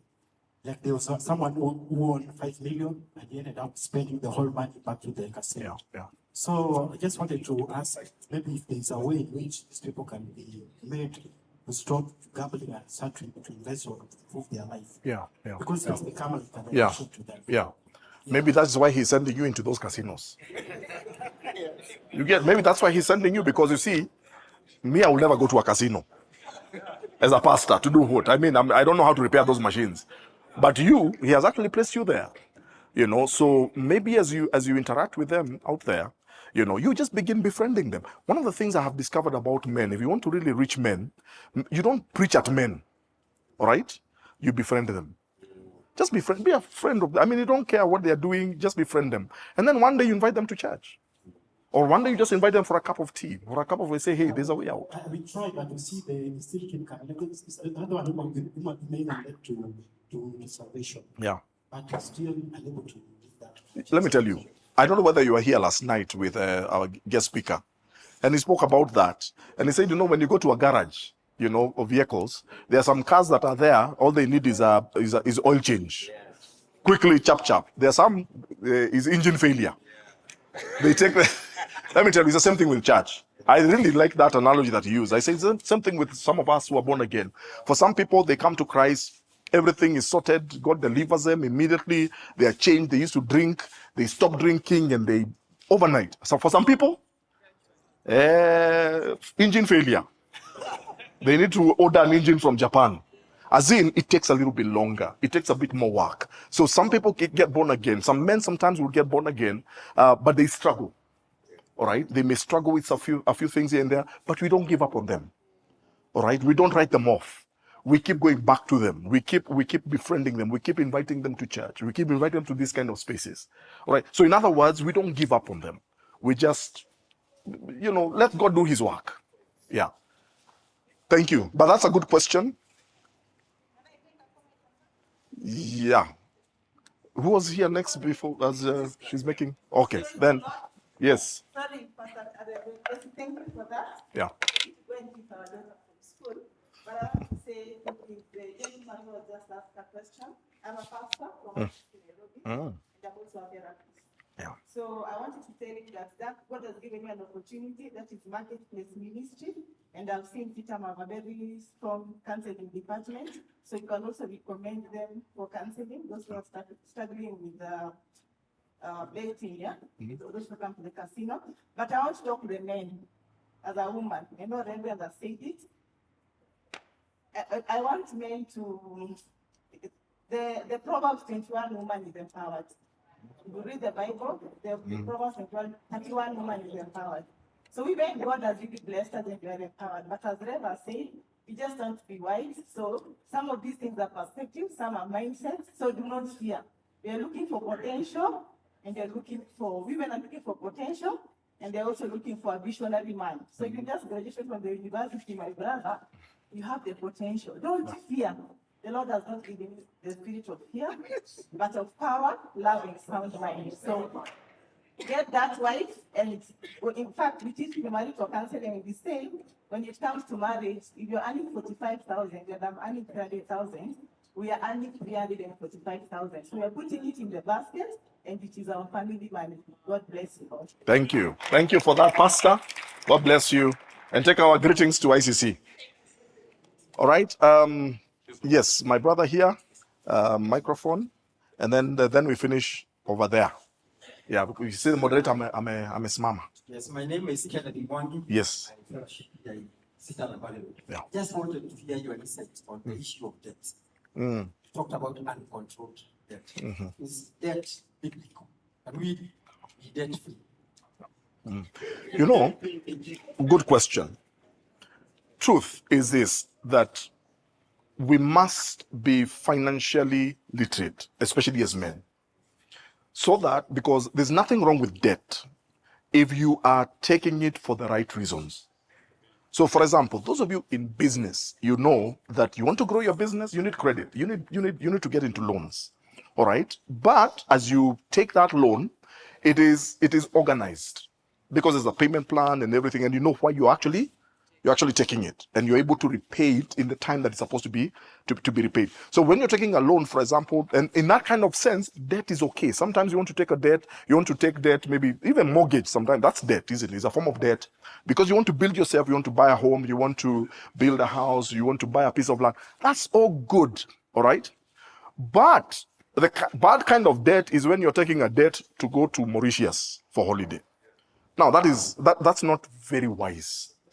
All right, that's like taking money and throwing it in a hole. That's not wise. That's not wisdom. Or taking debt to buy things you don't need. I'll also maybe even suggest to us that you have to also be very careful that if you want to buy a debt, like now they talk about asset financing. So maybe you want to buy to take a loan to buy a vehicle. I say there's nothing wrong with that, but be very careful. Are you with me? Because remember, what is we call a vehicle an asset. Those of you accountants here. But is it really an asset? Liability. It's really a liability. Because they say, even if you go to a showroom right now, the moment you pay for that brand new, then you have signed that, what, the sale agreement. That car is second hand immediate. Already, it depreciates. Immediate. You have not even touched it. In fact, if you were to tell the seller, I've changed my mind, they will sell that car in second hand. You will lose money on it. Are you with me? So that's why we tell people, even if when I wanted to buy a car, my first car, I went here to Cooperative Bank, and I talked to a guy there, and so he looked at my paycheck. My paycheck was very small, by the way, very, very small, very lean, you know, like the lean cows in Genesis. Anyway, you know what the guy told me? He said, you know, I can give you a loan, all right? And the only reason why he said he can give me the loan is because it was the manager who sent me, all right? So the manager had actually just written a note, give this guy a loan. So he looked at, and I only wanted the $500,000. You know what he told me? This guy told me, you know, I'll be very honest, we can give you this loan, no problem. But he said, when we start deducting, you will even have problems fueling that car. That's what he told me. Yes, you'll have the car, but putting fuel will be another story because of the deductions. You know, when I looked at that, I said, you know what, Kwani, I won't die from catching a matatu. So I decided that until the day I can be able to buy a vehicle, I'm not going to take a loan to buy a vehicle. All right? And let me tell you, my first car I bought, I'll never forget, I went down here to, that time, of course, we were expecting our first baby. And I remember I prayed, I said, Lord, now we need another car, because now with the baby and everything, my wife is also working. And I remember I went down here to Ngong Road. And that first car, the first car I ever owned was 900,000 shillings.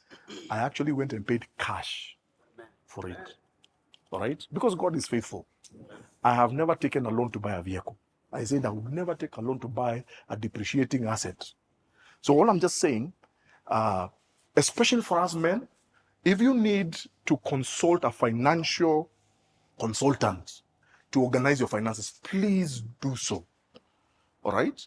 And he will be able to direct you to know whether this is good or this is not good. Again, not every asset that we think is good is good.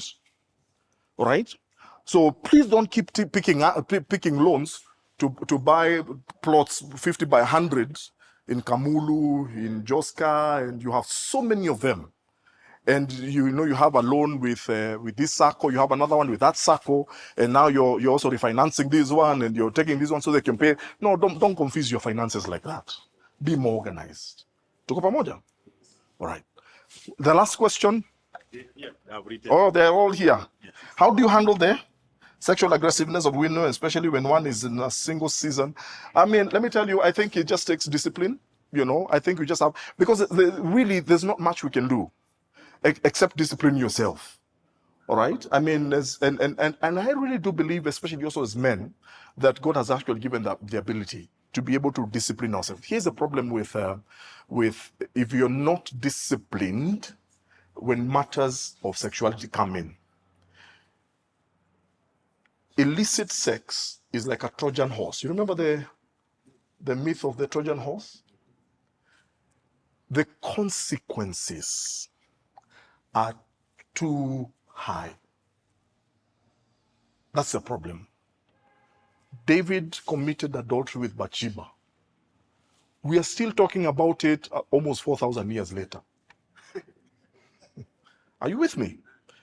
Sexual sin, let me tell you this, gentlemen, and I say this from the bottom of my heart, all right? And I'm not saying this because I'm perfect. But here is the reality. If you do not master and control your sexuality, and you bring it under subjection, especially to God and to the Word of God and to the Holy Spirit, it's not going to be easy. I can tell you that for sure. But it's a daily walk. If you do not do that, it will not matter what you accomplish in this life. It will not matter the kind of education you will have. It will not matter how much money you have. If that one area defeats you, this one thing will destroy you. Did you hear me?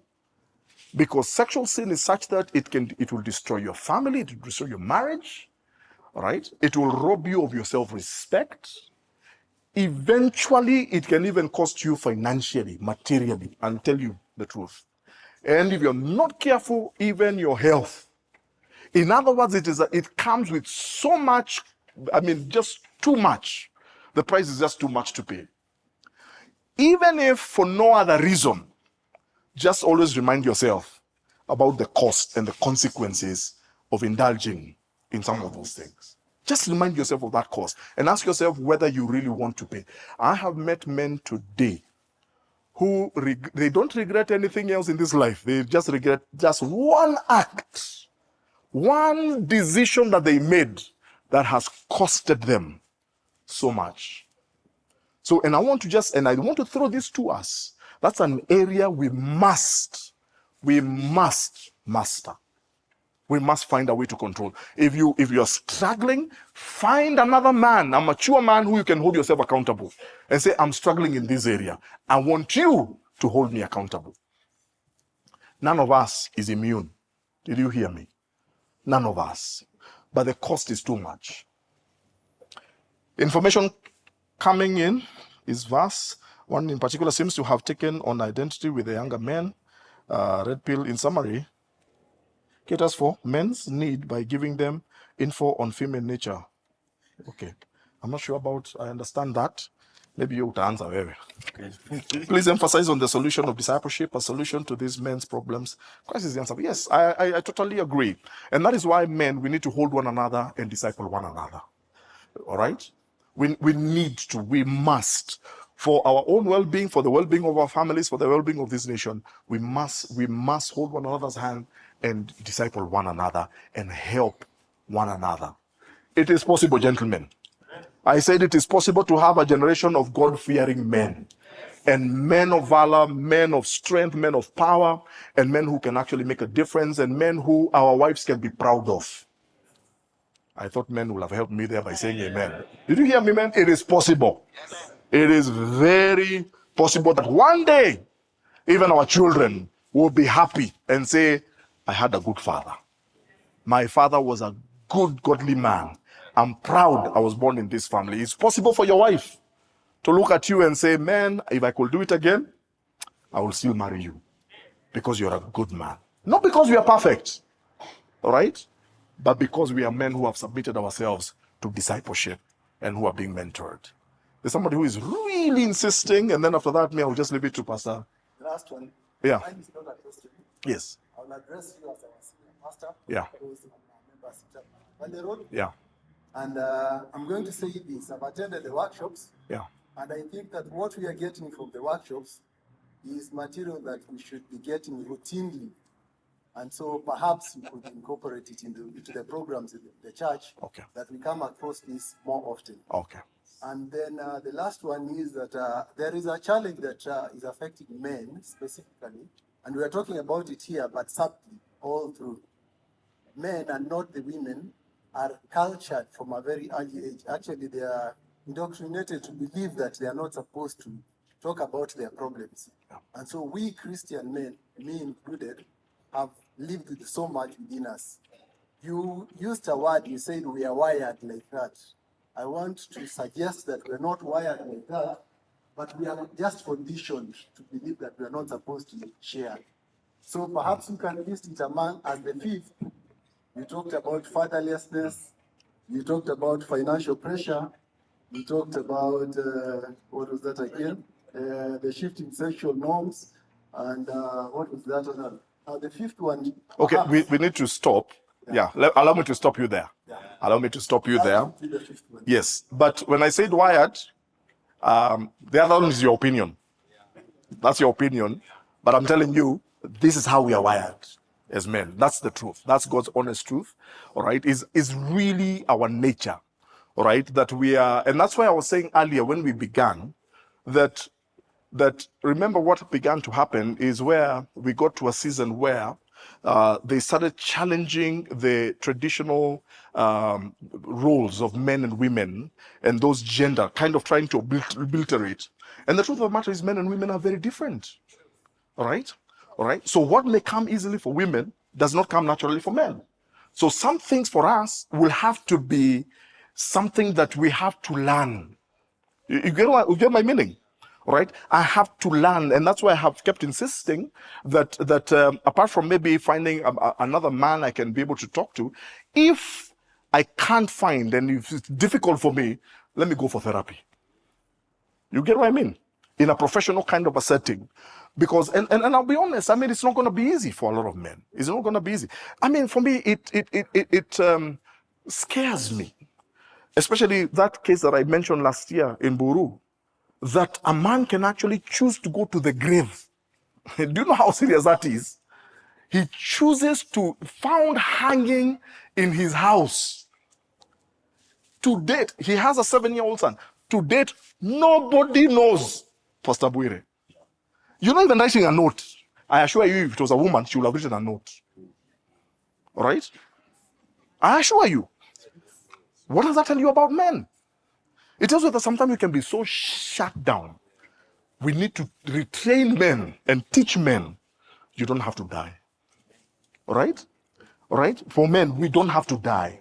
That there's also sometimes just opening up and saying, you know, this is what I'm struggling with, or I'm going through this, or I have debt. Sometimes can actually save your life. Because sometimes when you open up, let me tell you one thing I've discovered as I finish. Sometimes when you share your problems with another man, and then he also shares his own challenges, do you know what happens? You realize, hey, I thought I had problems. Have you ever gone through that? Anybody ever gone through that? When I listened to somebody else, I thought, where? I even pray for you now. You get? And maybe that's what those are the things that we need to break. But I'll also tell you one of the things that also scares men is that I don't want to share something with my brother, and then I hear it elsewhere. I think we find it difficult sometimes to trust one another, you know. But all I'm just saying, especially for Christian men, we can learn. We can learn. Hey, we say, let's take care of one another. Let me finish by this. One of the things I challenge men is this: that sometimes a man comes into a gathering like this, even with other men. I mean, he's looking okay. He doesn't look like he has issues, right? Like right now, when you stand here, these men look amazing. I mean, they all look like they're going to heaven without breaks. I mean, amazing. They look like they have it all together. But sometimes a man comes into a gathering like this, and he's finding it difficult to even pay attention because he's wondering, I left nothing in my house. What is my family going to eat? Does anybody know what I'm talking about? Yes. And he can be sitting, he can be saying amen, he's looking good, but he's worried. What if we had such a good support system among us as Christians that I can actually come to my brother here, my pastor, and say, Pastor, dakika moja tu. I tell him, my brother, kimeuma.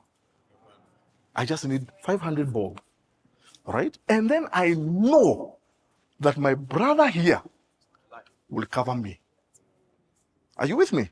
Even if he doesn't have the 500 and he'll be, hey, I can only give you 100 bob, but I know that this brother will cover me. I will not hear it anywhere else. You understand? Because men are supposed to cover one another. I say, I cannot allow my brother to be put to shame. Imagine we had that in church. I think there will be revival in church. I'm telling you. Isn't it? Yeah. I wish I could belong to that kind of a fellowship where I know. Can I take it a step further? Yeah. What if we had such communion and fellowship among us, all right, that is so strong that a man knows he messed up yesterday. Alifanya vitu. Na makosa ilitendeka. All right? But he knows he can come to the fellowship and say, hey, Wandugu, Kiliumana. And he knows that those men will, of course, I'm not saying that they will cover the sin, but I'm just saying that they will be happy to restore him back without shaming him, without embarrassing him. And he knows, I am safe. That's what men need. Do you think we can do that as men? That's my challenge to us.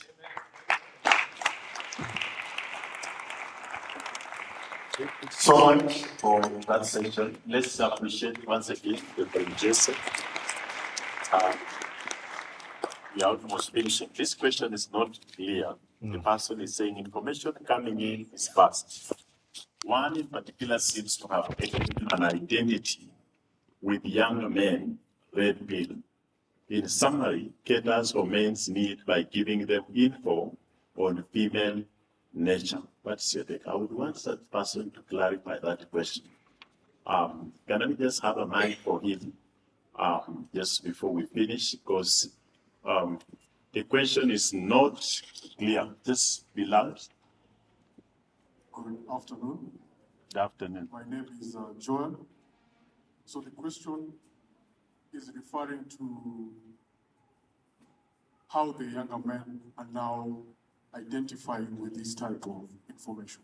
It's called So basically, it identifies female nature, and they normally categorize female nature in a particular way.